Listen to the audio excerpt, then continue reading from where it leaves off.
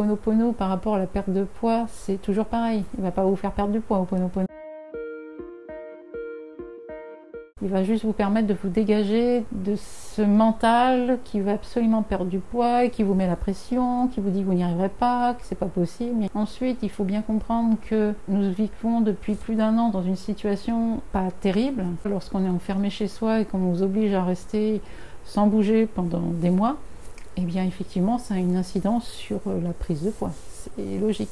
Il y a des personnes qui ont la possibilité de faire du sport chez elles parce que soit elles ont un jardin, elles ont une salle, enfin bref, elles ont des moyens, mais tout le monde ne l'a pas, et en plus, moralement, psychologiquement, ça a été quand même compliqué de rester dans cette situation aussi longtemps. La prise de poids ne se met pas en place en une journée, il a fallu des mois, donc pour que le chemin inverse se mette en place, il va falloir aussi des mois. C'est aussi l'occasion de comprendre pourquoi votre corps réagit aussi fortement. La prise de poids, ça signifie qu'il y a un problème émotionnel, quelque chose qui vous dérange dans votre vie et qu'il faut vraiment résoudre. Le corps raconte les choses. On parle toujours du mal à dit, la maladie, le mal à dit. Le corps parle, exprime. La prise de poids fait aussi écho à un mal-être intérieur.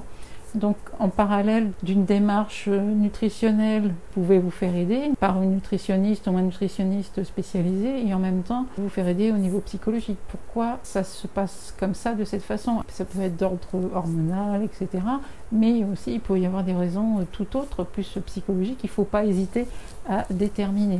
Le Ho'oponopono va vous aider à trouver les bonnes personnes pour vous accompagner dans cette démarche. Lancer le mantra, la formule désolé, pardon, merci, je t'aime, dès que vous êtes face à votre penderie et que vous ne savez plus quoi mettre, dès que vous êtes monté sur la balance et que ça vous renvoie quelque chose de difficile, pour vous dégager de cette sensation de culpabilité, d'échec ou de toute autre émotion désagréable, de façon à vous aider ensuite à regarder les solutions possibles pour faire cette démarche. Sur ma chaîne YouTube, j'ai mis des vidéos qui parlent de ça si vous allez y faire un tour.